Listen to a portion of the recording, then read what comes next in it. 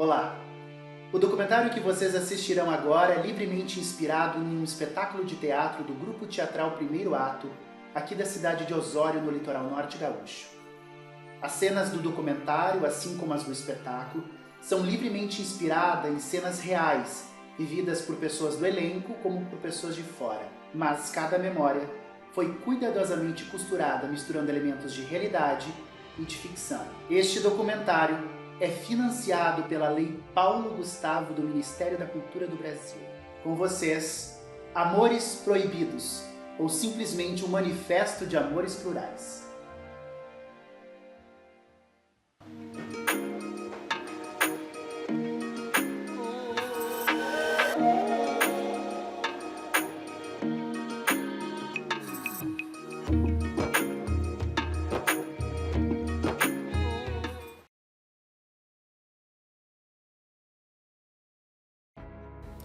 E como propositora da cena, eu quis muito mostrar do que eu já passei, do que outras mulheres passam, sejam em menor ou maior escala, sejam em apenas um tipo de violência, porque existem diversas violências contra a mulher.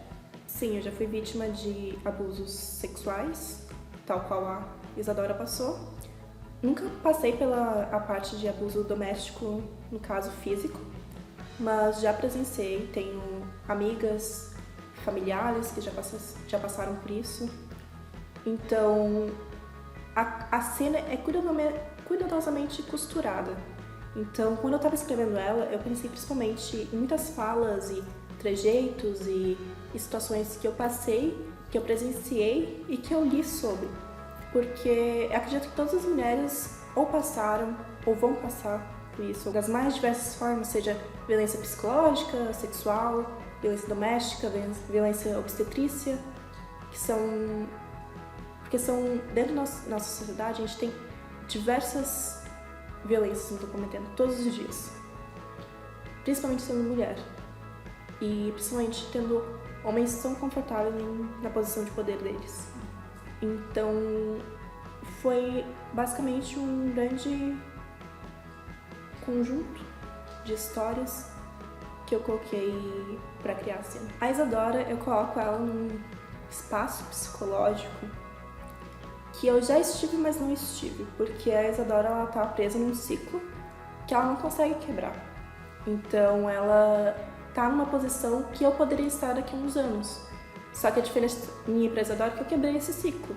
Eu consegui sair, eu consegui ter força, apoio, rede de apoio para conseguir sair. Coisa que a Isadora não tem. A Isadora ela tá sozinha. Imaginei alguém sozinha, mais velha, que só tem aquela referência de amor, de carinho, aquela referência que talvez até de vida social, porque muitas vezes a mulher que tá nessa situação, a vida social dela é o seu companheiro. Que não era o meu caso. Eu consegui me desvencilhar disso, busquei ajuda, busquei conselho, por mais que esse assunto hoje em dia ele seja muito mais debatido do que algumas décadas atrás, é sempre importante colocar ele em pauta de novo, porque ainda assim, boa parte da população brasileira de mulheres está sofrendo isso nesse momento e não está conseguindo se desvencilhar disso nesse momento. Então, e muitas vezes para elucidar essas mulheres do que elas estão passando, porque muitas vezes a gente acha que a violência doméstica é só agressão física. E isso a gente deixa em pauta na cena por ser algo que é mais familiar para o público. Mas não, é a violência patrimonial, é a violência psicológica. Muitas vezes o teu companheiro está ali te humilhando todos os dias, te deixando para baixo, te diminuindo a autoestima. Eu acredito que a arte tem um grande papel de deixar essa voz mais alta e de elucidar mais isso na mente das pessoas, enraizar mais. A arte tem um grande propósito nisso, seja a peça de teatro no qual a gente leva isso para as pessoas, seja o curta em si, a gente precisa da arte.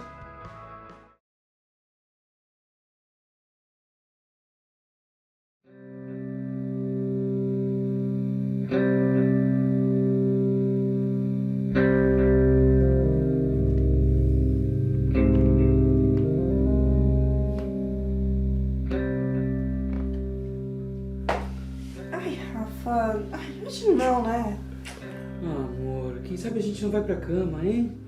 Não, eu trabalhei, estudei o dia inteiro. Eu não tô afim. Que não tá afim o quê? Vamos, vai dizer que não tá com o mesmo tesão que eu, hein? Não, Rafa, é sério, eu não tô no clima hoje. Tá no clima? Como assim não tá no clima? Não tá mais afim de mim? Não tem mais tesão em mim? Hein, Isadora? Não. Me fala! Tu sabe que não é isso, Rafael.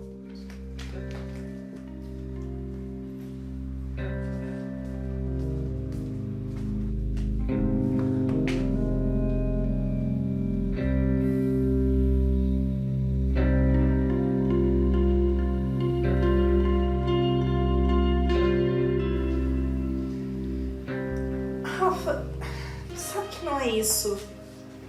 É sério, a gente pode deixar para outro dia, por favor, eu não tô com vontade hoje. É sério, Rafael. Não, por favor. Mas eu te Não, deixo. Rafa, não, Rafa, sério, não, por favor, eu não tô com vontade. Não, para, Rafael! Que porra é isso, Isadora?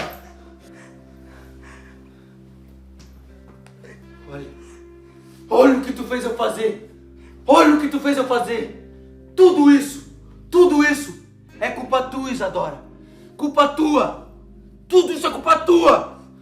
Seria tão mais fácil se tu tivesse ido pra cama comigo aquela hora.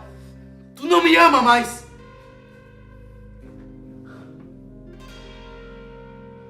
Qual o problema da Isadora? Quando ela vai pra faculdade e sai com as amigas, toda feliz, ou quando vai pra cafeteria com aqueles colegas dela, onde ela se arruma demais, passa batom, ela acha que eu não vejo o joguinho dela. Ela acha que eu não enxergo. Essa vagabunda deve estar dando pra outro.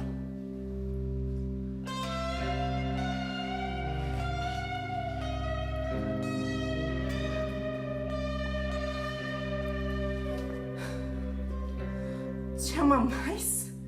Mais do que eu amo? O que espera mais de mim? Que eu dilacere o resto da minha alma por você? Todos esses anos eu aceitei e eu acomodei dentro da minha alma. Arrumei a casa do jeito que você gostava, na esperança que você ficasse. Mas não foi suficiente, não é? Eu entrego, e você sempre quer mais. Sempre quer. Mesmo que isso atravesse a minha alma, a minha sanidade com uma espada afiada. Eu sou mais que a pessoa que você humilha, beija, te consola. A minha alma ainda tá aqui, em algum lugar, esperando brilhar. Mesmo brilho que você arrancou tal qual um buraco negro a cada vez que eu cedia, me sacrificava, abria a mão de mim pra você. Você dá e tira. A mão que acaricia o meu rosto é a mesma que agarra o meu braço e invade meu corpo. Tô tão cansada.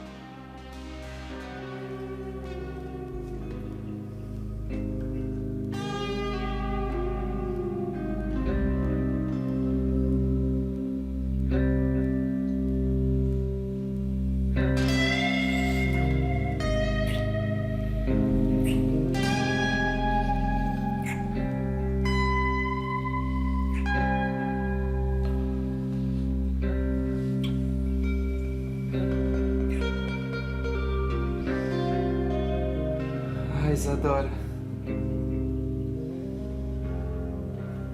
você não entende meu amor.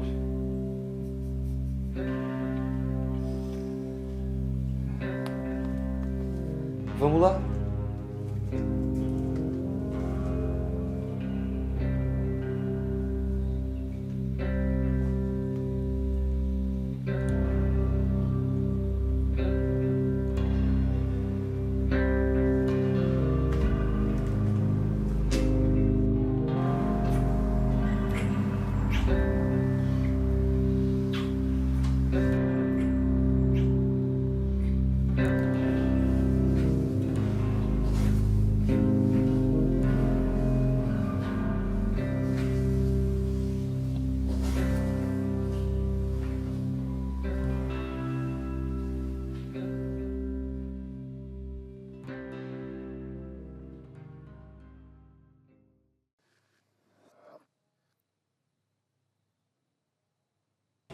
Me descobri muito. Acho que eu tive um medo, um receio do personagem, aquele personagem bruto, agressivo, né? Então foi muito difícil entrar nesse personagem. Então de início eu me senti muito desconfortável, né? Por também de certa forma já vi isso na minha vida, já presenciei, então muito complicado. Então foi bem desconfortável assim para mim no início. Então como que foi construir esse personagem que é um estereótipo, mas para além do estereótipo é uma figura muito presente na sociedade contemporânea? Tive bastante ajuda do grupo, do diretor. Então eu sinto que ele ainda está num processo de criação. Ele ainda, cada ensaio, ele vem sendo modelado. Então ele ainda está no processo de criação. É um personagem egocêntrico, só pensa nele, só o que ele quer, só o que ele deseja, que é o mundo desse abusador, que ele não respeita a outra pessoa. Ele talvez não nem se respeite, mas acho que nesse audiovisual que a gente está fazendo, nesse trabalho, nesse projeto que a gente está fazendo, vem a conscientização de que o que eu sinto que a gente está ajudando, de certa maneira, para que as pessoas não tenham esse medo, que as pessoas possam se libertar disso, que as pessoas possam pedir ajuda, pedir socorro, porque isso vai ser uma mensagem para a pessoa. E querendo ou não, o que a gente faz, teatro, audiovisual, a gente sempre busca trazer uma mensagem, do meu ponto de vista. Sempre existe uma mensagem por trás de tudo. E no nosso caso ela é uma mensagem que é extremamente importante para o mundo todo. Porque, como eu falei, é gravíssimo.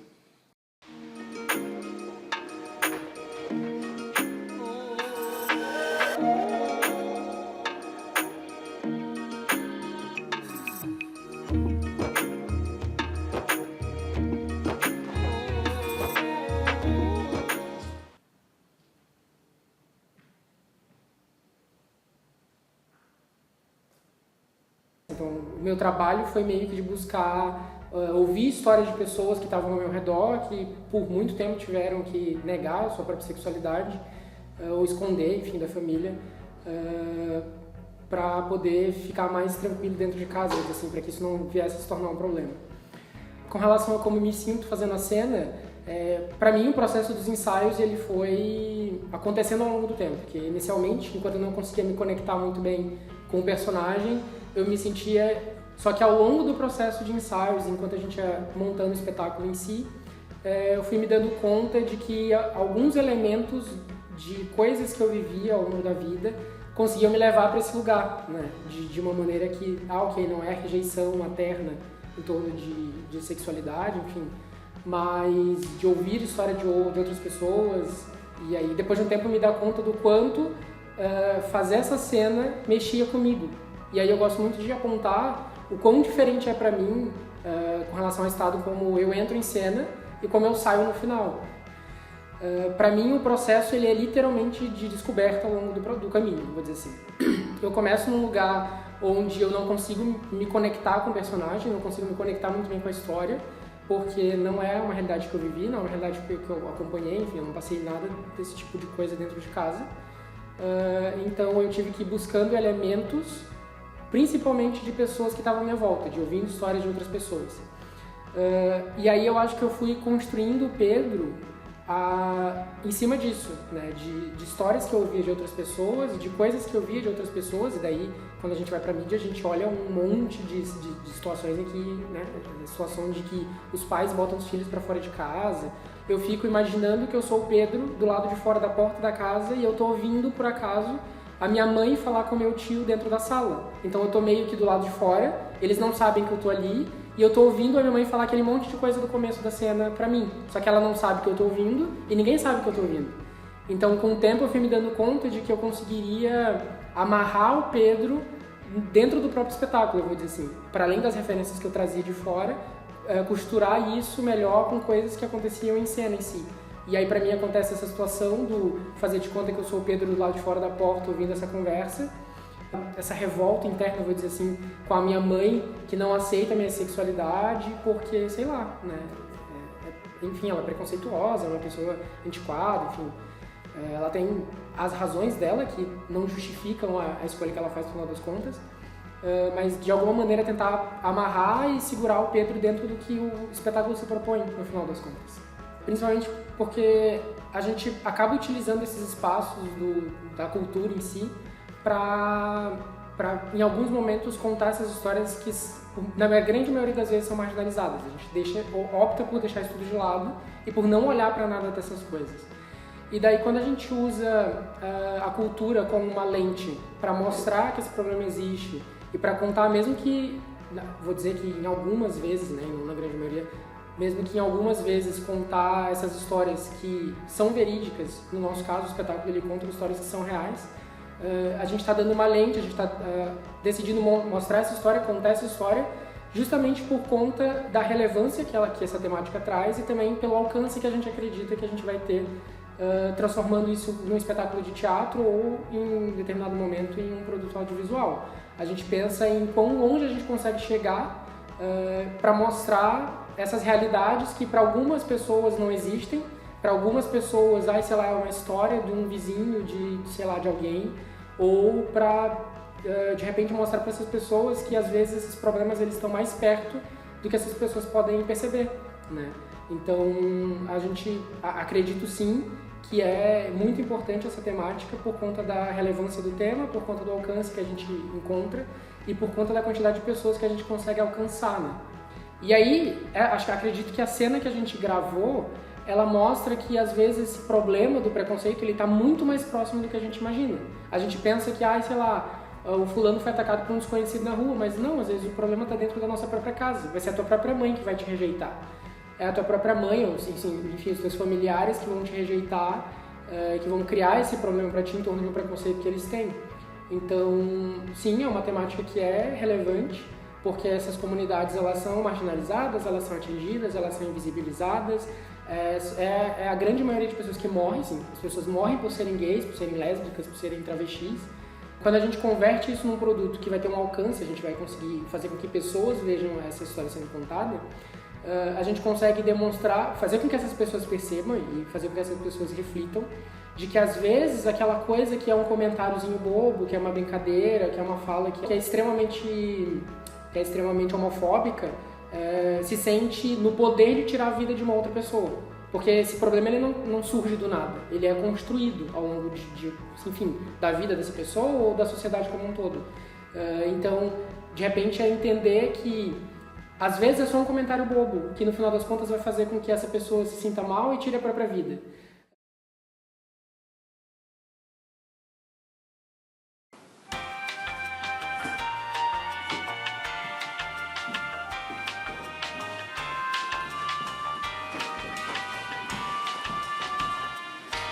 Oi moça, tudo bem?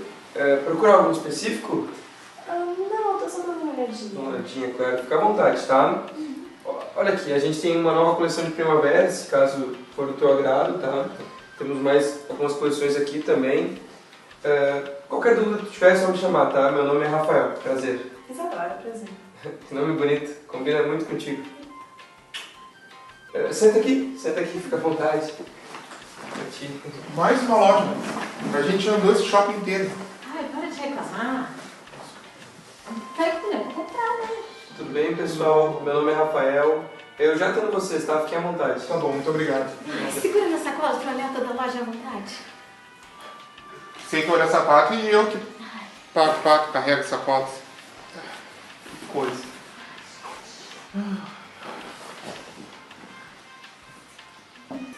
Onde é que você tava, Pedro? Eu tava dando uma olhada em umas revistas, Regina.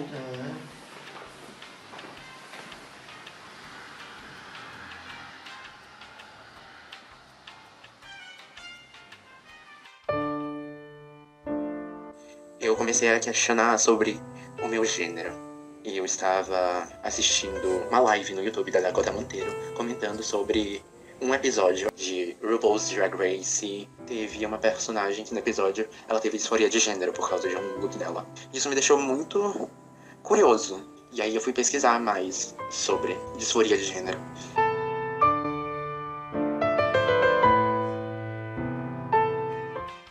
Vamos, Pedro! Escolhe logo esse É esse aqui, mãe. É esse o sapato que eu quero. Ai, não, Pedro. É melhor escolher outro. Esse nem é tão bonito assim. Claro que é, mãe. Olha só, esse sapato é lindo. Olha só o sapato que eu escolhi, como ele é lindo. Olha, Pedro, é muito boa a sua escolha. Ele é realmente lindo. Não, Sandro. Esse sapato não serve pro Pedro. Mas, Marta, não vejo problema algum com esse sapato. Como não? O Felipe jamais escolheria um sapato desse. E depois, vê a prateleira que ele está. Ai, vamos, Pedro, escolhe outro sapato. Esse não te serve. Mas, mãe, esse sapato é lindo, ele é minha cara. Pedro, para com isso. Não me faça passar vergonha. Tá todo mundo olhando. Marta, por favor, se esse é o calçado que ele gostou, é esse que ele deve levar. Não. Pedro, tu vai lá com o teu primo Felipe. Ele tá lá na sessão masculina, escolhendo uma coisa decente. Vai ver uma chuteira. Para com esse jeito esquisito. Marta, será que você pode me explicar qual é o problema do calçado? Como? Como assim? Você não vê? Não. Sapato é de mulher. Ai, sapato de mulher. Mas que coisa idiota. Quem é que inventou uma imbecilidade dessas? Como é que eu vou deixar o Pedro levar um negócio desses? Deus me livre, um filho esquisito. Eu já tenho umas manias estranhas de andar, de falar. Eu tento educar, mas ele faz pra me provocar. Eu não sei onde tu tá querendo chegar com isso. Mas o Pedro, ele é um menino normal, como qualquer adolescente hoje em dia. Quando ele era criança, você defendia. Agora que ele é adolescente, você faz de conta que não vê. O problema do Pedro é que tá crescendo com liberdade demais. Hoje quer levar um sapato de mulher. Amanhã vai querer o quê? Pintar a unha, passar batom, casar com um homem. Deus me livre, eu não criei filho pra isso. Meu Deus, quanto drama! É um sapato preto! Preto! Mas, sei lá, se ainda fosse vermelho, com um laço ou uma flor, qual é o problema? O problema é que não é o Felipe que escolheu um negócio estranho desse. Duvido, se ele escolhesse um sapato desse, você deixaria ele levar. Se bem que o Felipe é bem normal, jamais escolheria um negócio desse. E olha, digo mais, se for esse o sapato que o Pedro quiser, eu não vou levar sapato nenhum. Se depender de mim, o Pedro fica sem presente nesse Natal. Olha, Marta, sinceramente, eu desisto de você. Eu desisto. Eu tô indo embora. Tchau! Sandro, me espera!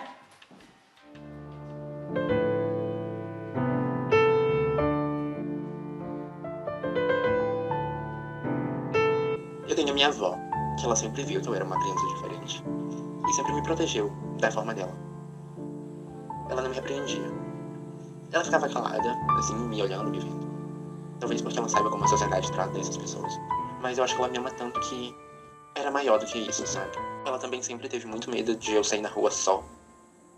E quando eu era mais nova eu não entendia. Mas hoje eu acho que é muito por conta disso. Medo do mundo tá perigoso, mas ainda mais perigoso pra mim, que sou uma pessoa LGBT, que sou uma pessoa diferente do que a sociedade espera. Então eu entendo um pouco da preocupação dela.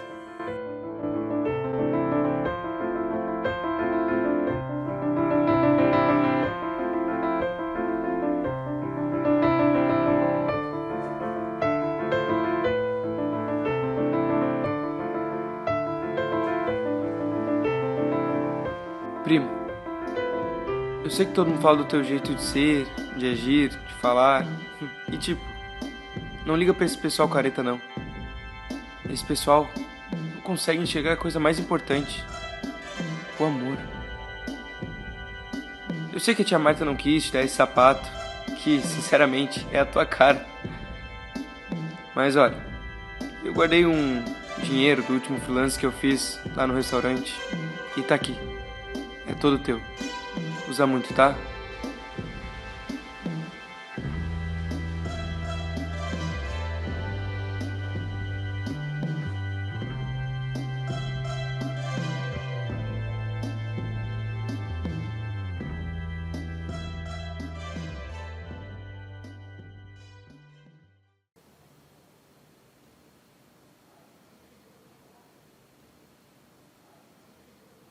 Pra mim é bem difícil fazer essa cena, né? Porque eu sinto que eu tenho que deslocar e tirar todo o meu sentimento. Então, em relação a ser mãe, eu sou mãe de 2 filhos, né, jovens adultos, então, para mim, eu tenho que totalmente ignorar isso da minha vida pessoal e tentar levar para um nível em que eu anule esses sentimentos para tentar fazer uma outra busca, né, um outro repertório que não é o meu.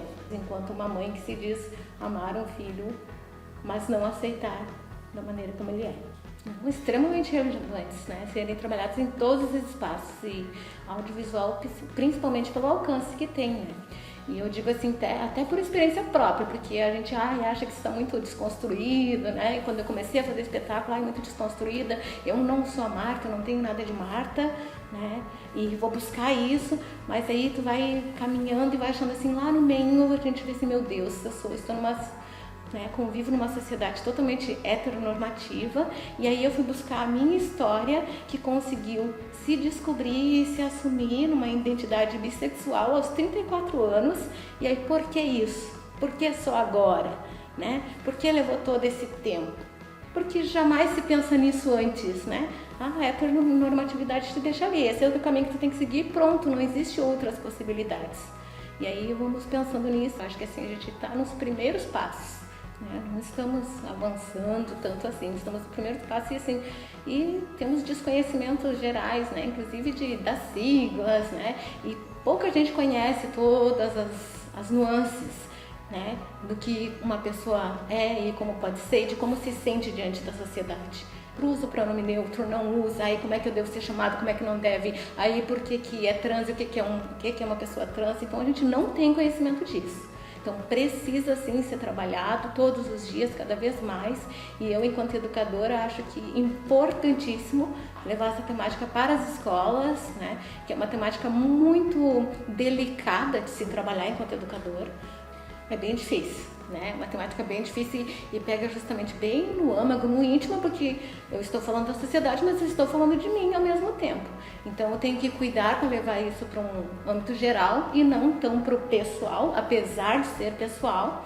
Né? Então eu tenho que ter essa clareza de quando eu vou expor esse tema, de como eu vou expor esse tema e trazer assim bastante dados, né, bastante pesquisa, estar bem embasada no que eu vou falar e bem segura, né, do que eu vou falar. E querendo ou não, né, toda pessoa que passa por esse tipo de preconceito tem que estar sempre se provando antes.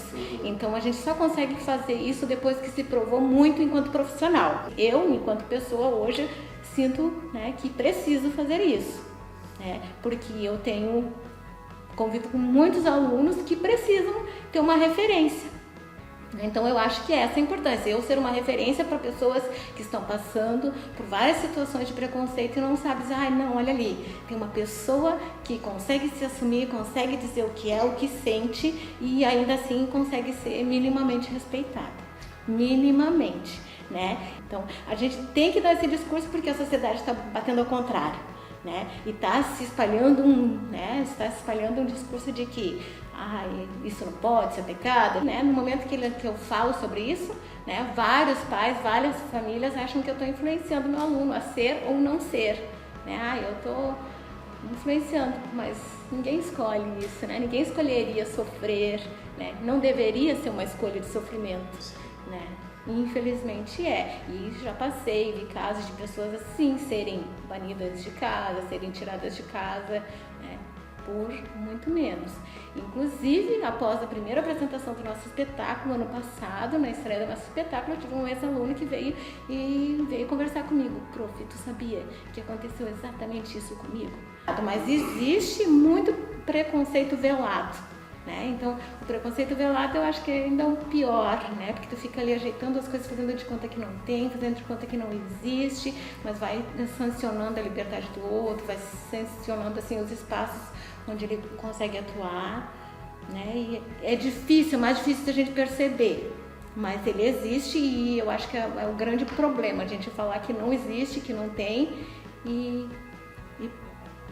por volta ali pelas beiradas e tirando a liberdade da pessoa sem ela nem perceber que é isso que está acontecendo com ela. E eu acho que esse documentário tem esse poder, sim, de ali mostrar, olha, realmente isso que está acontecendo está errado, não está correto, e fazer a denúncia, ir atrás de buscar os direitos.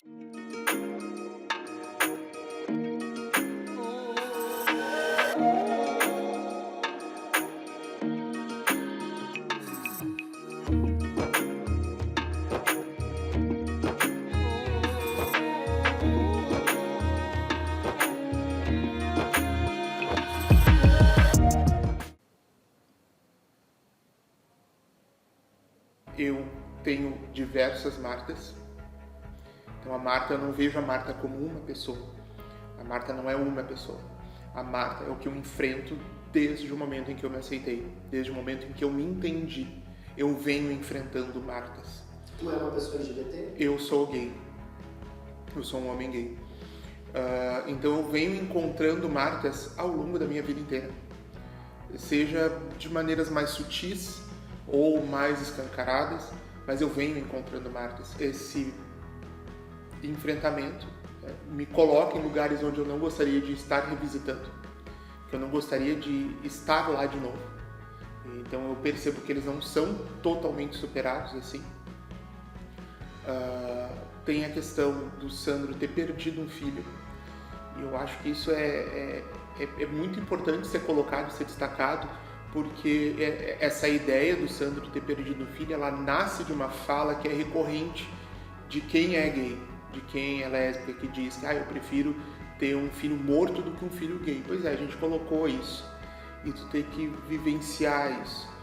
E acho que não existe dor maior para um pai, para uma mãe que ama de verdade seu filho. A perda é uma dor tão horrível que não tem nem nome, né? Então, me colocar nesse lugar, aí eu tenho a questão do ator que precisa revisitar esses lugares de dor, buscar essa referência, e aí tem a questão pessoal minha. Então, assim, eu saio destruído muitas vezes, mas com uma sensação de um dever cumprido, porque as apresentações, elas trouxeram um retorno bastante positivo, né, de pessoas que se identificaram, ou que eu nunca parei para pensar sobre isso. Então, fazer essa provocação nas pessoas e extrair delas um sentimento ou uma identificação, acho que valeu a pena o esforço. Eu precisei colocar dentro daquilo que já havia sido estipulado para o Sandro, de alguns textos, algumas ideias de texto para o Sandro, o que eu entendo. A minha principal questão com o Sandro é que o Sandro ama. Ele ama incondicionalmente. Ele ama esse filho que ele tem, né, que ele acaba, por algum motivo, perdendo. Ele ama esse sobrinho. E ele ama, inclusive, essa irmã, com todos os defeitos que ela tem. E a partir do momento que tu pede, que tu tem uma dor tão grande, que se tem uma dor tão grande, é muito fácil tu transformar esse amor que está lá dentro em algum rancor, em algo ruim, e ele não, e ele ama mais ainda. Então acho que o Sandro, ele é meio que uma utopia, uma ideia de eu quero chegar lá. Eu não sou o Sandro. Em alguns momentos eu consigo ser Sandro, mas eu gostaria de ser. Então eu gostaria de ser essa pessoa que ama incondicionalmente, que acolhe incondicionalmente, que está lá pronto para ajudar, para tentar resgatar, que ele tenta resgatar esse irmão o tempo todo. E é inclusive um espetáculo que eu vejo ele como aberto para mudanças futuras, para que outras realidades e outras problemáticas possam ser incluídas nesse cardápio. Porque tudo que a gente discute no espetáculo e as cenas que foram trazidas a esse documentário, elas necessitam ser evidenciadas diariamente, porque todos os dias acontece violência contra a mulher, contra pretos, contra gays, contra travestis, né? Então, se essas violências ocorrem todos os dias, as denúncias também têm que ocorrer todos os dias. E nós não podemos desperdiçar nenhum espaço de discussão, nenhum espaço de fala, nós temos que ocupar, sim. A diversidade de formas de produção artística cultural precisa, sim, dar conta dessas denúncias, porque as pessoas precisam entender. E eu penso ainda mais uma questão. Para além das denúncias, para além do denunciar esses fatos, Existe a questão da cultura. A gente fala da cultura como algo legal, o filme é cultura, a peça de teatro é cultura, a dança é cultura, mas o nosso comportamento também é cultura. Então, se o nosso comportamento ele é cultura, ele é fruto de um processo. E se ele foi criado, ele pode ser recriado e modificado. Então, através da cultura, do audiovisual, a gente pode mudar uma outra cultura, que é a cultura comportamental. E eu, como professor que sou, como um homem gay que sou, e como um artista que sou, eu não posso me eximir desse debate. Então, dentro da minha sala de aula, eu sou professor da área de física, de matemática e informática. Todos eles são ramos da ciência. Então, eu tenho plenas condições de discutir qualquer assunto, contanto que seja científico. Então, quando algum aluno quer discutir com uma abordagem mais religiosa, mais moralista, eu digo, olha, isso aqui dentro não cabe. E é aí que eu me calço, porque os argumentos, os elementos científicos, os argumentos científicos, os artigos científicos, todos que nós temos, eles apontam para que a sexualidade é uma coisa normal, o conhecer o próprio corpo é uma coisa normal, a identidade de gênero é uma coisa natural. O que eu tenho certeza que não dá certo é permanecer em silêncio. Então, se a alternativa for gritar, eu vou gritar. Se a alternativa for berrar, eu vou berrar. Se tiver que sair correndo na rua, a gente tem que sair correndo na rua. Porque o silêncio ele só favorece o agressor.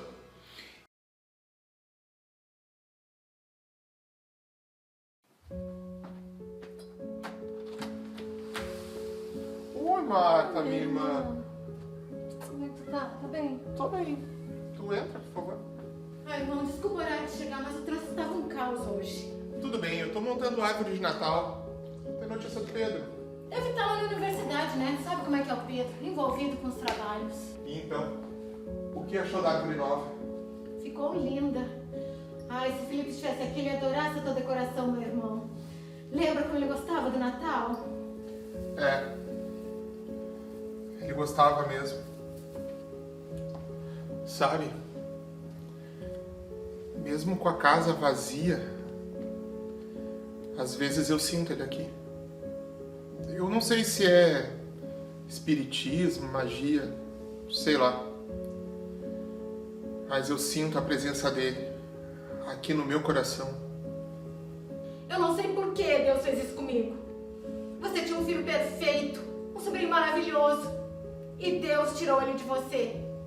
Agora eu tenho um filho vivo que só me traz problemas, só me traz dor de cabeça. Mas Marta, que dor de cabeça que o Pedro te traz? Ele sempre trabalhou desde molequinho, nunca repetiu de ano. Fez faculdade e mestrado. Quem da nossa família um dia pensou em ter mestrado? E agora ele vai fazer doutorado. E se tudo der certo, vai ser fora do país. Mas o mais importante, minha irmã, é que ele te ama. E ele te ama porque você é a mãe dele. Que adianta amar, Sandro? Que adianta amar, Sandro? Se faz o que faz. Agora inventou de casar. Vê se pode casar. Daqui a pouco vai querer o quê? Ter filhos? Pois eu acho ótimo. A família tá precisando mesmo de uma festa. E digo mais, se ele quiser ter um filho, eu apoio. Eu vou querer até ser o padrinho. Eu já sou o padrinho do pai, vou ser o padrinho do filho. Olha, vai fechar um ciclo.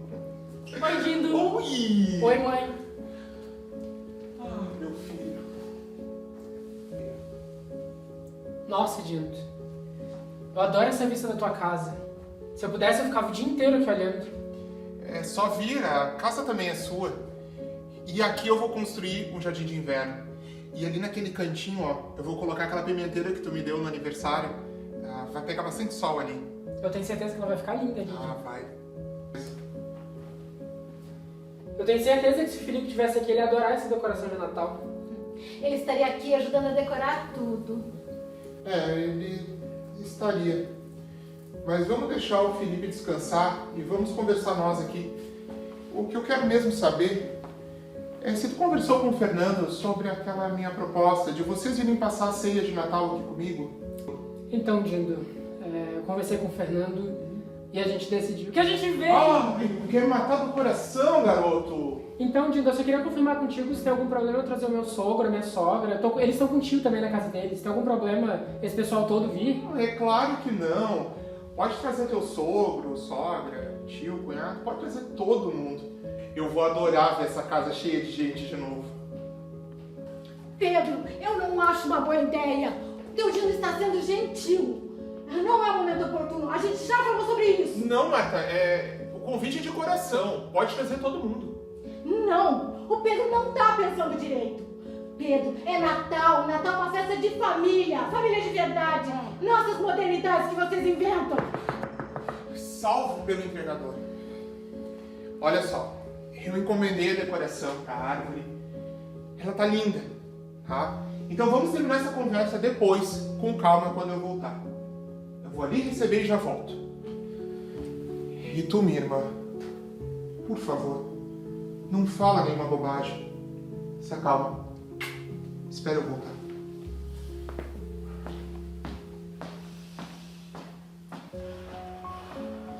Pedro, meu filho, pensa no que eu já te falei. Você é um rapaz tão bonito, tão inteligente. Tenta beijar umas garotas na universidade. Pode ser que você goste, meu filho. Tenta, meu filho, tenta! Para com isso, mãe! Eu já te falei com o Fernando que a gente vai se casar. Além do mais, sexualidade não é uma coisa que a gente tenta.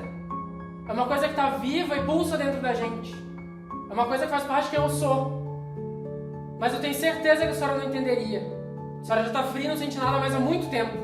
Olha como fala comigo, garoto! Eu sou a sua mãe! De fato a senhora é, mas não se parece em nada com uma. Me condena por eu sentir o que eu sinto. Por beijar outros homens. Por deitar na cama e fazer amor. Fazer amor. Não é sobre isso? Eu tenho certeza que a senhora me condena porque eu sou gay.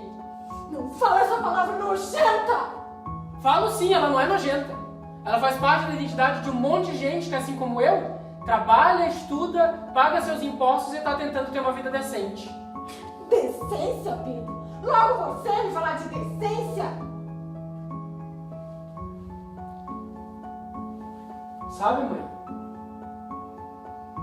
Às vezes eu acho que tu preferia que eu tivesse nascido filho do tio Sandro e o Felipe, que era hétero, o teu filho. Sim, eu preferiria que você tivesse ido no lugar dele.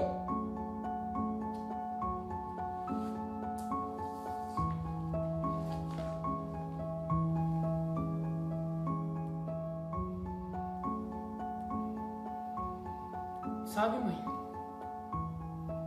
Eu não consigo entender como é que tu pode ter tanto ódio no teu coração. Se o amor não custa nada.